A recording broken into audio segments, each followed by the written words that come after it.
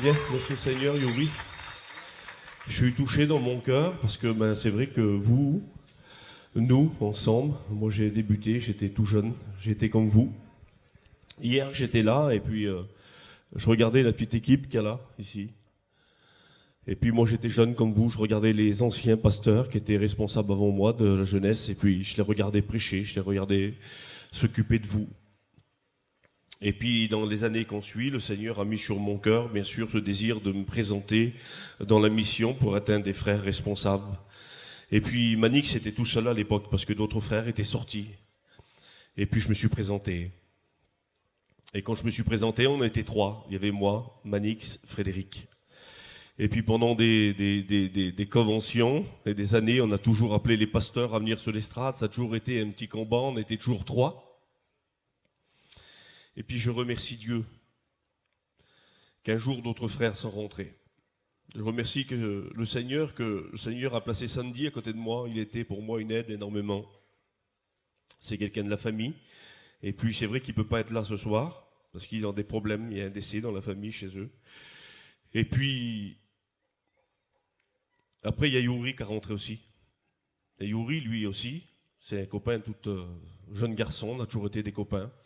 Et puis on a fait nos écoles bibliques ensemble, on a toujours été ensemble. Et puis ça nous a aidés énormément. Et puis on restait toujours ce petit nombre de personnes. Après on n'était plus 3, on était 4, 5 responsables. Que c'était beau, Seigneur. C'était merveilleux pour nous. Et après il y a la toile de 7 heures, les garçons qui sont venus. Seigneur, c'était merveilleux. C'est quelque chose de glorieux pour nous. Et puis aujourd'hui ils sont là. Et aujourd'hui on fusionne avec eux, on n'est qu'un. La toile de 7 heures, les responsables nationaux sont un avec la toile de 7 heures. On travaille ensemble dans l'accord, on est bénis énormément. Je ne vais pas citer les noms de tout le monde parce que je vais me gourer certainement. Mais merci à Dieu pour les frères. Et puis aujourd'hui, il y a 2 frères qui y sont présentés, qui sont rentrés dans le comité jeunesse. C'est le frère Badi. Et je suis vraiment content dans mon cœur que Badi est rentré. Et puis aussi le frère Nicodème. Ils sont 2 qui sont rentrés aussi pour donner un coup de main. Et ça, c'est quelque chose de merveilleux. Et je crois que dans l'avenir, il y a encore d'autres frères qui vont se présenter. Il y a d'autres frères qui vont peut-être rentrer. Et puis je crois que Dieu bénira pleinement. Que c'est beau. Vous voyez, la continuité des choses, le Seigneur nous a bénis. Gloire au Seigneur. Donc voilà, dans le programme, il y a d'autres personnes qui devaient passer, mais c'est pas facile parce qu'il y a aussi le message de la parole de Dieu qu'il faut apporter. Et puis, donc je m'excuse pour ceux qui n'ont pas pu passer. Voilà. Est-ce que vous voulez m'écouter 5-10 minutes que je vous parle un petit peu de ce que Dieu a mis sur mon cœur maintenant? Vous voulez m'écouter? Amen. Alors je pense que la parole de Dieu va être utile pour vous, donc j'ai mis une petite note ici. J'ai mis que j'aimerais vous parler ce soir. J'ai mis ici penser presque toutes les régions accidentées et montagneuses de la Palestine ont des rochers, dont certains portent des noms. Et il y a un rocher sur lequel j'aimerais vous parler ce soir, c'est le rocher d'Horeb. Est-ce que vous connaissez la montagne d'Horeb ou le rocher d'Horeb? Est-ce que vous avez déjà lu ce récit dans la parole du Seigneur? On dit que c'est à Horeb, la montagne de Dieu, qui est située dans les péninsules du Sinaï. Et c'est là où la loi fut donnée à Israël. Le nom d'Horeb et du Sinaï se rapporte à la même montagne, c'est la même montagne. Et puis pour vous parler de cette montagne, du mont Horeb, je suis obligé de vous parler d'un garçon qui a eu un cheminement de vie assez compliqué. On l'a mis un jour dans un petit berceau en osier avec certainement des produits spéciaux. On l'a mis sur le fleuve. Et puis il y a une femme qui l'a trouvé et cet homme-là s'appelle Moïse. Et j'aimerais vous parler un petit peu de Moïse pour en venir à la montagne d'Horeb. Parce que Moïse, lui, il va grandir d'une façon exceptionnelle. On trouve un récit de lui dans les Actes des Apôtres, chapitre 7 et verset 22. On dit que Moïse fut instruit dans toute la sagesse des Égyptiens et il était fort en parole et en œuvre. Cet homme-là a grandi avec les Égyptiens, un des peuples le plus avancé qu'il existait à l'époque. Et même encore aujourd'hui, on se sert de ce qu'ils ont inventé eux pour pouvoir soigner, pour pouvoir opérer. Et puis on dit aussi que c'est eux qui ont trouvé la pierre d'Alain pour se mettre sous les bras, parce que des fois il y avait des petites odeurs sous les bras. Eux, ils avaient trouvé le remède à tout ça. Ils avaient une connaissance, une instruction exceptionnelle. Et ce Moïse-là va grandir dans cette inscription, dans cette connaissance. Il avait toute la sagesse, il avait toute la force. Il était fort en parole, il était fort en œuvre. Et comme il disait quelque chose, c'était quelque chose de merveilleux. Et puis Moïse ne se privait de rien. Il était chez Pharaon. Et puis c'était pour lui quelque chose d'exceptionnel. On avait pour lui les meilleurs repas. On avait pour lui des plats en or. On avait pour lui les meilleurs vins. On avait pour lui les meilleures toilettes. Il pouvait certainement prendre des bains spéciaux que les autres n'avaient pas à l'époque. Mais pendant 40 ans qu'il reste dans la maison de Pharaon, il reste l'homme Moïse. Son nom ne change pas, son visage ne change pas, il reste toujours le même. Vous savez pourquoi? Parce que Pharaon nous représente le monde. Tant que nous aurons le monde en nous, tant que nous nous servirons des choses du monde, nous resterons toujours pareils. Nous ne changerons pas. Nous allons toujours avoir la même vie, toujours le même comportement. Mais dans la vie de Moïse, un jour, il y a des choses qui vont changer. Est-ce que vous voudriez ce soir que des choses changent dans votre vie? Il n'y a pas un amen? Est-ce que vous voudriez ce soir que des choses changent dans votre vie? Alors, quand on regarde la Bible, on voit que Moïse, tout ce qu'il y a chez Pharaon, c'est pour sa chair, c'est pour son corps. Et aujourd'hui, on fait un peu le culte du corps. On veut être bien fait, on veut faire du sport, on veut de belles habits, on veut de belles montres, on veut de belles voitures, on veut se conformer au siècle présent. Moïse était conformé au siècle présent, mais lorsqu'il fut appelé à y aller sur le mont Horeb, j'ai marqué ici, sur mon petit papier là, le mont Horeb signifie lieu aride et lieu de sécheresse. Mais peut-être que vous allez me dire, mais Kappa, il n'y a rien à Horeb. Il y a de la sécheresse. C'est un lieu aride. Il n'y a rien pour le corps à Horeb. Mais laissez-moi vous dire qu'il n'y a rien pour le corps, mais il y a tout pour l'âme, il y a tout pour l'esprit à Horeb. Parce qu'Horeb est la montagne de Dieu. Et Moïse va monter sur la montagne de Dieu. Et il va chercher une communion avec Dieu. Il va parler avec Dieu. Et je regarde la parole du Seigneur. Et j'ai marqué ici, sur mon petit calepin, Moïse fut là avec l'Éternel 40 jours et 40 nuits. Il ne mangea point de pain et il ne but point d'eau. Il était en communion avec Dieu dans une vie d'intimité, avec le Seigneur. Et j'aimerais vous dire aujourd'hui, trop de jeunes n'ont pas d'intimité avec le Seigneur Jésus-Christ. Trop de jeunes se comparent au siècle présent. Trop de jeunes veulent ressembler à Pharaon. Mais c'est pas à Pharaon qu'il faut ressembler. C'est pas au monde qu'il faut ressembler. C'est à la parole de Dieu qu'il faut ressembler. Parce que la parole de Dieu, elle est une instruction pour nous. Et puis, quand Moïse est là, il va se passer quelque chose. Vous voulez que je vous dise qu'est-ce qui s'est passé? Lorsque Moïse descendit de la montagne du Sinaï, Moïse ne savait pas que la peau de son visage était devenue rayonnante pendant qu'il parlait avec Dieu. Mais Aaron et tous les enfants d'Israël virent Moïse et voici que la peau de son visage rayonnait. Ils craignaient de s'approcher de lui. Et puis on dit que des rayons se projetaient de sa figure, tellement qu'il émanait la puissance et l'intimité de Dieu. Vous savez, la Bible dit dans Malachie, vous verrez la différence entre celui qui sert Dieu et celui qui ne le sert pas. Vous verrez la différence entre le jeune qui passe du temps sur le mont Horeb et vous verrez la différence avec le jeune qui passe du temps avec Pharaon, qui représentait comme le monde. Parce qu'aujourd'hui, on perd du temps. Trop de jeunes perdent du temps dans des choses inutiles. Pourtant, la Bible dit, évite les discussions folles et inutiles, sachant qu'elles aboutissent sans rien et qu'ils font naître des querelles. Et bien souvent, on trouve dans le monde des querelles, on trouve de la jalousie, on trouve de la rivalité. Mais lorsqu'on est en Dieu, on a une vie d'intimité.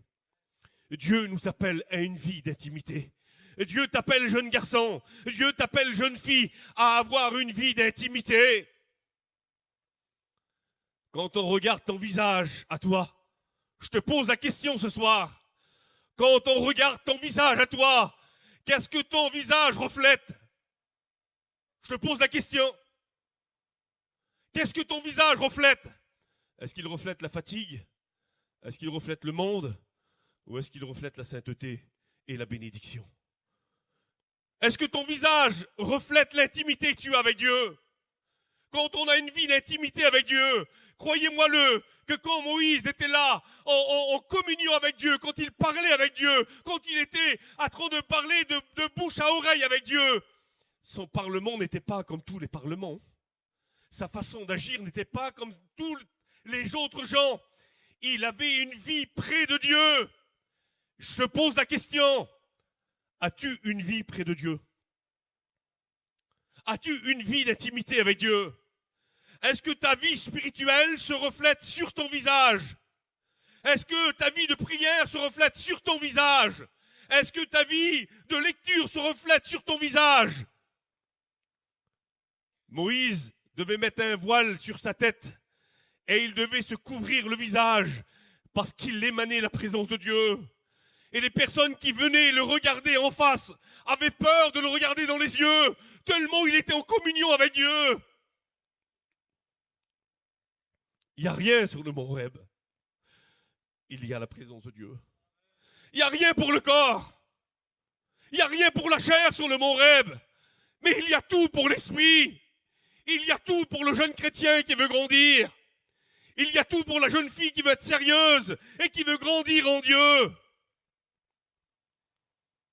Moïse ne s'arrête pas là. Vous voulez que je continue encore un petit peu? Il en veut plus. Quand même. Youri. Les garçons. Moïse en veut plus. Il parle de bouche à oreille avec Dieu. Il émane la présence de Dieu. Et il va faire une prière à Dieu. Il va dire, Seigneur, montre-moi ta gloire. Quelle beauté, Seigneur. Quelle beauté d'en vouloir plus. Est-ce que tu es un jeune garçon qu'on veut plus ce soir? Est-ce que tu veux une jeune fille qui en veut plus dans les choses de Dieu ce soir? Vous savez dire amen ou pas? Voilà, si vous dites amen, ça m'encourage. Alors Dieu va parler. Les jeunes, faites un peu de silence s'il vous plaît derrière. On prêche la parole de Dieu ici. Merci. Moïse en veut plus. Alors il va parler à Dieu. Et Dieu va lui dire, Moïse, tu veux voir ma gloire? Alors Moïse, il faut que tu te trouves dans le rocher. Et il dit, je vais te couvrir par ma main, tu ne pourras pas me voir en face. Car si tu me vois en face, Moïse, tu vas mourir. Tu me verras de dos. Vous savez, si on veut voir la gloire de Dieu, c'est pas dans le monde qu'on la voit. C'est pas dans le monde que tu verras la gloire de Dieu. C'est pas en agissant mondain que tu verras la gloire de Dieu. Tu verras la gloire de Dieu quand tu t'approcheras de lui. Tu verras la gloire de Dieu quand tu te trouveras dans le rocher. Parce que dans le rocher, on remporte des victoires. Dans le rocher, on est victorieux. Dans le rocher, on est béni du Seigneur. Et vous savez, quand on est béni du Seigneur, il y a des ennemis. Il y a des ennemis qui sont là. Et il y avait des ennemis à cette époque-là qui voulaient faire un peu la guerre à Israël. Et la Bible parle de Madian, les Madianites. C'était une peuplade arabe, descendant d'Abraham par Ketura. On trouve ce récit dans Genèse 25 au chapitre 2 et 4. J'ai mis ici sur mon petit papier, elle ne tarda pas à se répandre et devenir forte et commerçante. Plus tard, on la trouve à l'orient de la terre promise, dans les plaines de Moab. De bonne heure, déjà, des conflits avaient eu lieu entre les Moabites et les Madianites. Alors ces deux peuples se sont alliés et ils se sont unis dans le mal pour séduire Israël et pour la perdre. Les Madianites et les Amalécites s'unirent ensemble et ils ont dit quelque chose. Vous voulez savoir ce qu'ils ont dit ensemble? Est-ce que vous voulez savoir ce que ces hommes-là ont dit ensemble? On trouve ce qu'ils ont dit dans la parole du Seigneur, dans le livre des psaumes, au chapitre 83 et au verset 12. Ils ont dit ces paroles-là. Ils ont dit, emparons-nous des demeures de Dieu. C'est pas possible. C'est pas possible. Oui, ces peuples-là se sont unis ensemble et ils ont dit, emparons-nous des demeures de Dieu. Et je me suis dit, Seigneur, comment qu'ils vont faire pour s'emparer des demeures de Dieu? Comment qu'ils vont faire? Alors ils avaient mis 2 chefs avec eux, 2 chefs qui devaient commander l'armée. L'un de ces 2 hommes, l'un s'appelait Horeb et l'autre s'appelait Zep. Et puis j'ai regardé un petit peu, j'ai cherché la signification de leurs mots à ces 2 hommes-là. Il y en a un, Horeb, son nom veut dire corbeau. Zep, son nom veut dire loup. Et je me suis posé la question du Seigneur, qu'est-ce que je vais dire là-dessus? Qu'est-ce que je vais dire là-dessus, Seigneur? Comment ils vont faire pour essayer de prendre les demeures de Dieu? Mais ils viennent avec ces 2 hommes qui ont 2 noms différents. Le corbeau et le loup, pour les Israéliens, ce sont 2 bêtes impures. Et laissez-moi vous dire que notre ennemi à nous fera tout pour essayer de prendre la place de Dieu en mettant devant nous des choses impures. Parmi nous, il y a des jeunes garçons, des jeunes filles. L'ennemi est venu. Il est venu comme le loup. Il est venu comme le corbeau. Mais il est venu aussi avec des choses impures. Et il essaye de séduire la jeunesse. J'aimerais vous dire que votre ennemi fera tout pour essayer de vous éloigner de Dieu. Il fera tout pour vous trouver rétrograde. Il fera tout pour vous trouver avec des chaînes sur vous. Oui, aujourd'hui, dans le XXe siècle où nous vivons, le modernisme ne nous arrange pas. Le modernisme n'arrange pas la jeunesse. Non. Trop de jeunes aujourd'hui sont face à des choses qui ne sont pas belles. Le verset dit, je ne mettrai rien de souillé devant mes yeux. Oui, ces peuplades-là voulaient combattre Israël et ils voulaient prendre les demeures de Dieu. J'aimerais vous dire qu'avec de l'impureté, le diable fera tout, le monde fera tout pour t'éloigner de Dieu. Mais Seigneur, qu'est-ce que je dois faire moi là? Qu'est-ce que je dois faire? Qu'est-ce que je dois faire face à l'impureté? Oui, il y a des jeunes qui deviennent impurs. C'est pas possible, Seigneur. Ah oui, parce que nous, on est devenus la demeure de Dieu. On est des chrétiens, nous. Dans notre cœur, il y a Dieu le Père, il y a Jésus le Fils, et il y a le Saint-Esprit. Ah ben le diable fera tout pour essayer de nous éloigner. Et le diable essaiera de te détruire, jeune fille. Le diable essaiera de te détruire, jeune garçon. Il va essayer de te détruire avec de l'impureté.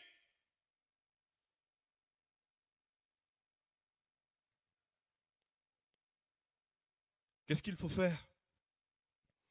Alors la Bible dit, quelle beauté Seigneur Jésus. Je vais terminer dans quelques instants. Il dit que Gédéon envoya des hommes. Il les envoya pour détruire l'adversaire. Et la Bible dit qu'ils ont attrapé cet homme qu'ils appelaient Horeb. Et cet homme qui s'appelait Zep. Vous savez ce qu'ils ont fait avec Horeb? C'est spécial, hein? Vous savez avec quoi ils l'ont détruit, cet homme-là? Mais la Bible dit qu'ils l'ont détruit sur le rocher d'Horeb. Avec le rocher d'Horeb, on va détruire l'impureté ce soir. Vous savez comment s'appelle le rocher d'Horeb? Il s'appelle Christ. Parce que Christ est le rocher des siècles. Il est d'éternité. La seule personne qui est capable de détruire l'impureté, c'est Jésus. Et il pourra la détruire, vous savez pourquoi? Et avec quoi? Avec son sang. La Bible dit qu'on a pris ces hommes et qu'on les a égorgés sur le rocher d'Horeb. J'aimerais vous dire ce soir qu'avec Jésus, tu peux trouver de la sainteté. C'est pas possible. Ton ennemi a essayé de mettre devant toi de l'impureté. Ce soir, le Seigneur peut mettre devant toi de la sainteté. Je termine dans quelques instants.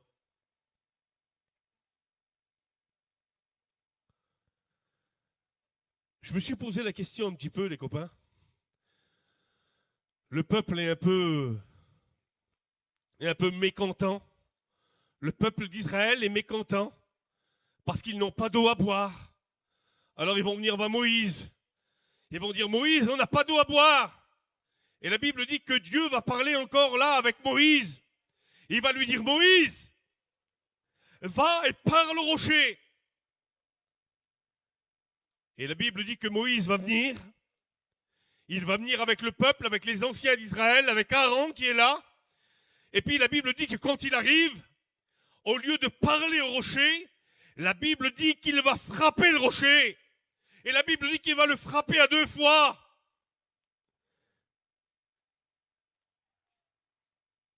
Et le Seigneur reprend Moïse. Il dit, Moïse, je t'ai demandé de parler au rocher. Moïse, pourquoi tu as frappé le rocher? Parce que Dieu a dit à Moïse, parce que tu as frappé au lieu de parler, tu n'entreras pas dans la terre promise. La sentence est quand même forte là. Et je me suis posé la question, pourquoi Seigneur? Mais le Seigneur est en train de dire à Moïse, Moïse, le rocher que tu frappes là, c'est mon fils Jésus. Il a déjà payé à la croix, lui. Il a déjà payé. On a déjà percé ses mains. On a déjà percé ses pieds. On a frappé son dos. On l'a cloué sur la croix. Moïse, t'as plus besoin de frapper le rocher. Demande-y, parle-lui ce soir. Ce soir, jeune fille, jeune garçon, j'aimerais te demander, veux-tu parler au rocher ce soir qui s'appelle Jésus? Voudrais-tu une vie de mise à part? Voudrais-tu lui dire, Seigneur, j'ai besoin de ta parole, j'ai besoin de sainteté, j'ai besoin d'être béni en toi. Alors j'aimerais demander à Eric qui vienne là. Et j'aimerais que vous courbez les fronts, s'il vous plaît. J'aimerais vous demander maintenant quelque chose. Le rocher d'Horeb pour nous est le moyen d'avoir une vie d'intimité avec Dieu. Le rocher d'Horeb pour nous est le moyen de remporter de grandes victoires. Chante ton petit cantique. Chante un cantique. Courbons les fronts, s'il vous plaît. Demandons à Dieu ce soir. Oui, j'aimerais te demander, toi qui es là ce soir, toi qui es là ce soir, toi qui as besoin de vie d'intimité avec Dieu, toi qui as besoin de vivre des choses fortes avec Dieu, toi qui as besoin d'y aller plus loin avec Dieu, toi qui as besoin de vivre une expérience merveilleuse avec Dieu, lève ta main à ta place et dis, Seigneur, je voudrais m'approcher du rocher d'Horeb. Qui voudrait s'approcher du rocher d'Horeb ce soir et dire, Seigneur, j'ai besoin de toi. J'ai besoin d'une vie d'intimité avec toi. J'ai besoin d'une vie de sainteté avec toi. Peut-être que le diable t'a fait du mal. Ton ennemi t'a fait du mal. Et peut-être que tu es là, tu es rétrograde et tu as besoin dans ton cœur. Tu as besoin de revenir au rocher d'Horeb. On a besoin de détruire tout le mal que le monde t'a fait. Tout le temps que tu as perdu dans le monde, le Seigneur voudrait ce soir que tu lèves ta main et que tu lui dises, Seigneur, viens bénir ma vie. Je suis convaincu dans mon cœur qu'il y a des jeunes qui ont besoin ce soir de lever leurs mains. Je suis convaincu dans mon cœur. Alors je te le demande maintenant au nom de Jésus. Lève ta main à ta place, je prie pour toi. Je sais que Dieu t'a parlé à travers ce message. Tu as besoin de monter et venir sur ce rocher qui s'appelle Horeb, la montagne de Dieu. Est-ce qu'il y a un jeune qui veut lever sa main?